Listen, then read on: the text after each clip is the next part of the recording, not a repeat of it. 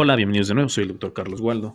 Soy especialista en medicina interna y este es mi canal enseñando medicina interna. El día de hoy toca subir un video acerca de actualidades en la medicina donde reviso algún artículo. Trato de hacer un resumen lo mejor que sea posible, presentarles a ustedes los resultados, las gráficas, las figuras más representativas del artículo y dejarles las conclusiones a su mejor consideración. El día de hoy voy a retomar el tema de COVID-19. Ya hay algunos videos en mi canal acerca de COVID-19, sobre todo COVID-19 prolongado. Que es un problema que aún seguimos estudiando, que es un problema que sigue estando vigente en aquellos pacientes que se contagian con este virus, con SARS-CoV-2. Aproximadamente se tiene un estimado que aproximadamente un 5% de los pacientes que se infectan por SARS-CoV-2 van a desarrollar esta complicación, que es el COVID prolongado. A ciencia cierta no se conoce qué es lo que sucede en esta condición, qué pacientes son los que tienen mayor riesgo para desarrollarla, cuál es el tratamiento específico para este tipo de pacientes, sobre todo porque la presentación de la enfermedad puede ser muy variable. Entonces, este tipo de estudios, este tipo de artículos nos viene a dar un poquito de luz acerca de lo que está sucediendo en este tipo de condiciones, sobre todo para nosotros poder tomar cartas en el asunto, quizás poder llegar a una conclusión de cómo pudiera ser el diagnóstico en este tipo de pacientes y finalmente llegar a un tratamiento para tratar de que este tipo de personas o este tipo de pacientes no tengan esta complicación tan molesta. Entonces, aparentemente un 5% no es tanto, ¿no? Pero por lo menos en las últimas cifras de la página de gobierno de México, por lo menos datos en México, pues los últimos datos nos comentan que hay 5.700.000 casos confirmados, ¿no? Entonces, aproximadamente, si nosotros tomamos en cuenta un 5%, estamos hablando de unas 280.000, 285.000 personas que pudieran estar desarrollando esta complicación. Entonces, pues no es tan insignificante, es un buen número de personas que pudieran llegar a desarrollar esta complicación y entonces los esfuerzos hoy en día tratando de entender esta enfermedad y tratando de entender esta complicación tan extraña que es el COVID-19 prolongado, eh, nos va a ayudar mucho este tipo de artículos. Entonces, a manera de introducción, aparte de lo que ya les comenté, algunas personas tienen síntomas persistentes durante muchos meses después de la resolución de un COVID-19 agudo y este síndrome se llama COVID prolongado. Aunque estos pacientes suelen tener pruebas de laboratorio estándar normales, los pacientes pueden desarrollar un sinnúmero de síntomas que pueden llegar a incluir al sistema nervioso central, al sistema nervioso autónomo, el sistema inmunológico, el metabolismo, la microbioma intestinal y el sistema vascular. Es decir, como sabemos, puede ser muy diferente entre cada uno de los pacientes la sintomatología que van a presentar con esta complicación.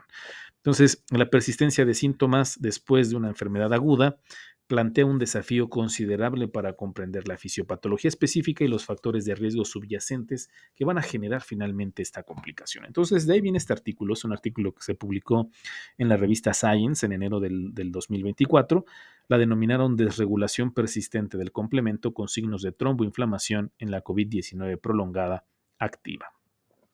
Los autores, Serbia y Hasler y colaboradores, realizaron este estudio en Suiza y Nueva York, donde examinaron 6.500 proteínas en muestras de sangre repetidas extraídas durante 12 meses de pacientes con COVID prolongado. Ahorita vamos a meternos un poquito más a la metodología de cómo se llevó a cabo este estudio, pero esto es a grandes rasgos. Y los pacientes, entonces se vieron en los pacientes con COVID prolongado, en pacientes con recuperación completa por COVID-19 y también en controles sanos, en aquellos pacientes que no tuvieron la enfermedad. Esta es la metodología que se llevó a cabo para este estudio. Entonces, hicieron un seguimiento de 39 pacientes sanos, o sea, se les hizo el análisis clínico y la toma de muestras a 39 pacientes sanos, a 113 pacientes con COVID-19 durante un año después de la confirmación inicial de aguda del SARS-CoV-2 para identificar los biomarcadores con la COVID-19. A los 6 meses de seguimiento, 40 pacientes tenían síntomas de COVID prolongado. Se realizaron evaluaciones clínicas repetidas junto con extracciones de sangre, lo que dio como un resultado de 268 muestras de sangre longitudinales. Se midieron más de 6.500 proteínas en suero mediante proteómica y se identificaron los principales biomarcadores candidatos mediante herramientas computacionales y se evaluaron experimentalmente. Entonces, esto es muy interesante. La verdad es que A estos controles sanos, a estos pacientes con COVID-19 se les dio un seguimiento de 6 meses hasta un año, se le hicieron muestras de sangre de manera constante durante el transcurso de este tiempo y se analizaron más de 6.500 proteínas o más de 6.500 sustancias dentro de la sangre para ver cuáles de estas eran las que se encontraban más alteradas en los pacientes que desarrollaban COVID-19 prolongado. Entonces, ¿cuáles fueron los resultados que se encontraron en el estudio? Entonces, de los principales, porque hubo varias alteraciones en la respuesta de los pacientes, sobre todo esta respuesta inmunológica en los pacientes, pero creo que de las más importantes y de las más interesantes es que dentro de las alteraciones fue el complemento. Se encontró que hay una desregulación del complemento. Y hay estudios previos que nos hablaban sobre algún tipo de alteración en el complemento, sobre todo una activación a la alza del complemento, pero los hallazgos en este estudio difirieron un poquito. Entonces se encontraron que en aquellos pacientes con COVID-19 prolongado, específicamente encontraron una parte del complemento que se denomina complejo terminal del complemento, o TCC por sus siglas en inglés. Este TCC es esencialmente la parte del sistema del complemento que da el golpe final a las células objetivas. Y hay una parte del complemento de este TCC, de este complejo terminal del complemento, que sobre todo estaba regulado a la baja. Esta porción del complemento que estaba a la baja se le denominó complemento 7 o C7, que es la que encontraron los autores que estaba disminuida. Entonces, solo los pacientes con COVID prolongado de 6 meses presentaron niveles reducidos del complemento C7 en el seguimiento a los 6 meses. Mientras que los pacientes con COVID prolongado recuperados presentaron niveles séricos normales. Entonces sí tenían una relación en estos pacientes que desarrollaban esta complicación con la disminución de esta porción del complemento, es decir, el C7. Pero también dentro del complemento de este complejo de complemento terminal, hay otra porción que es C5BC6 que también se encuentra a la alza. En esta parte específicamente del TCC se encuentra elevada. Ya se habían encontrado estos hallazgos en otro estudio, que es el que les estoy poniendo en la parte inferior de la diapositiva, que ya se habían encontrado que había una elevación, pero que en este estudio se corroboró y se observaron niveles más altos de esta porción, que específicamente es la porción C5B-C6, que se encuentra elevada en casos graves de COVID-19, pero también se encontró en este estudio que permanecía elevado por lo menos en los 6 meses de seguimiento. Entonces, esto sería lo más importante dentro de los hallazgos que tuvieron los autores, esta alteración o esta desregulación del complemento, pero también encontraron algunas otras alteraciones.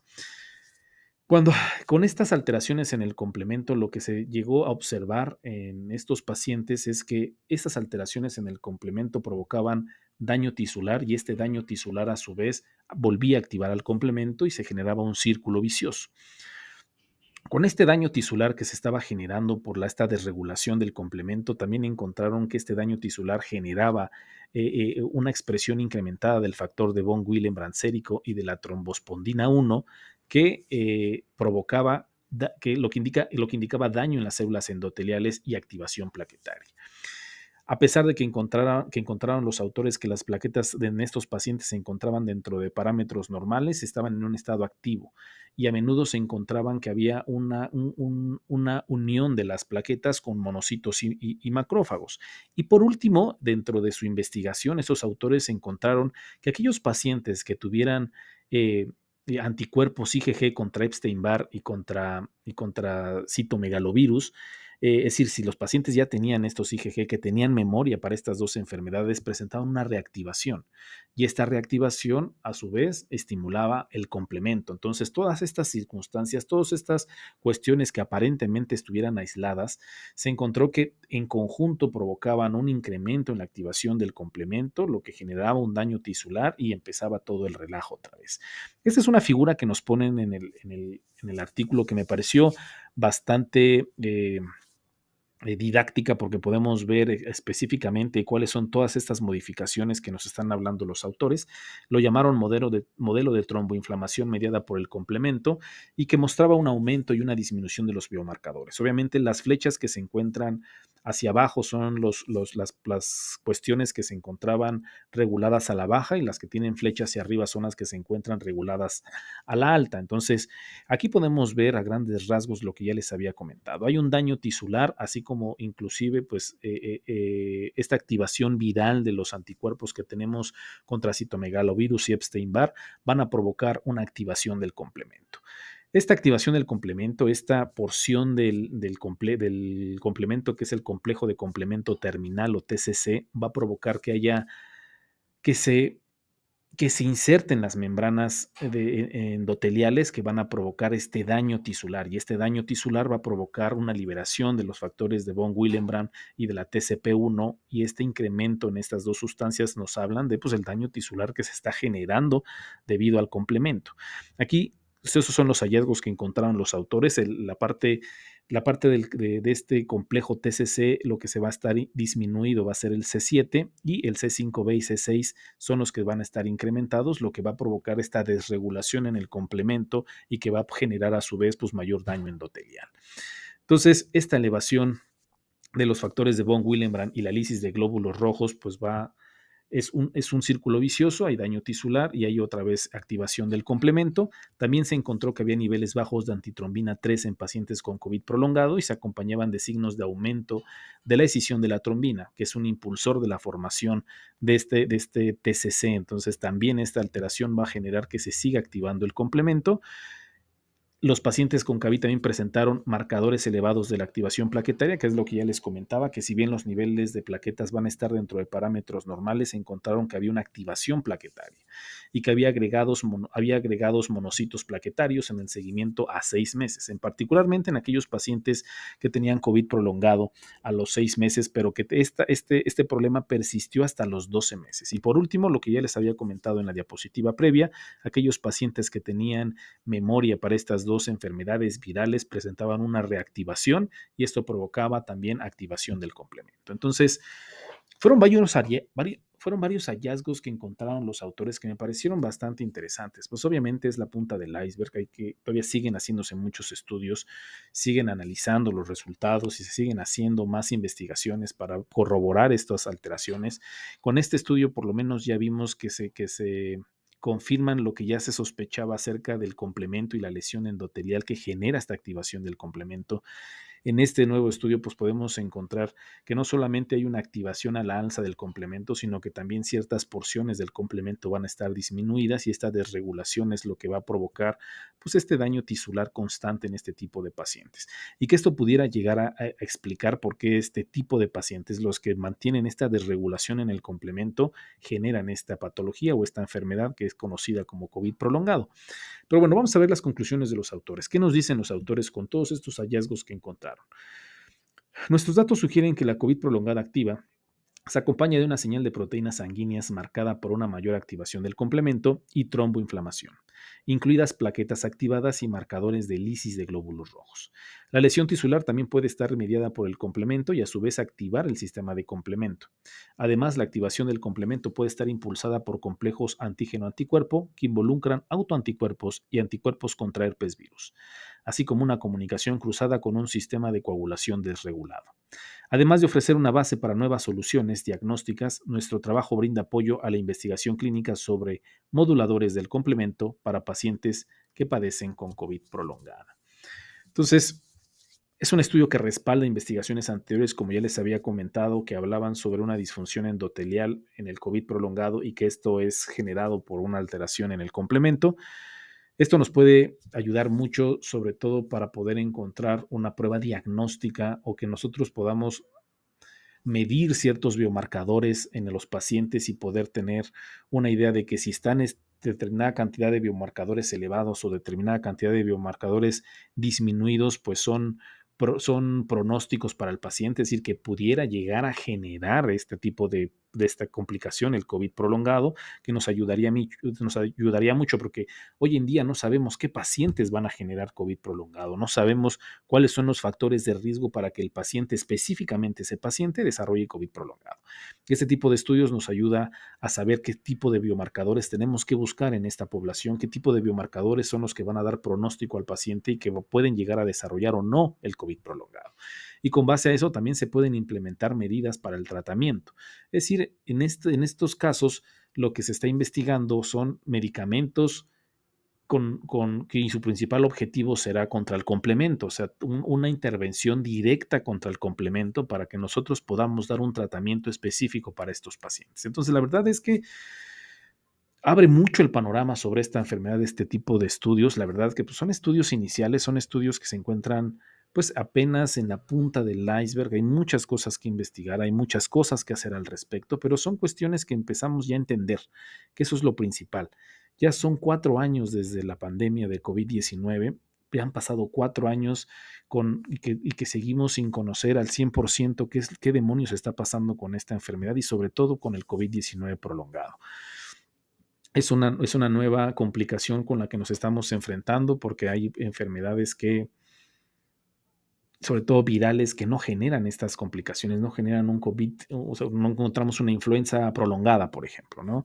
Entonces, son cuestiones nuevas, son cuestiones en las que se tiene que seguir haciendo mucha investigación. Estamos en pañales en esta situación del COVID-19 prolongados.